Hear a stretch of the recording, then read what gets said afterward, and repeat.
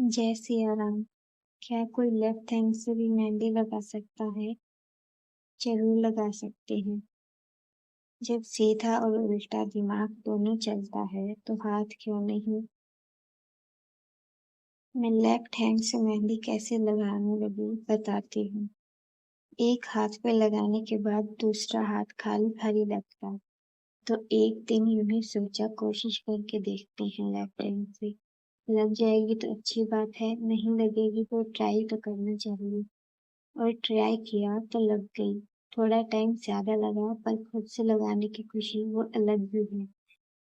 खुद को चैलेंज करें, और अगर उल्टे हाथ से मेहंदी ना लगे या खाना ना खा सको तो खुद को ये भी बोलो, उल्टा दिमाग भी नहीं चलना चाहिए, गलत विचार भी नहीं आने चाहिए।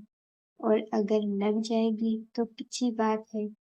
सबसे बड़ी जीत होती है मन से जीत जाना। जय सिया राम।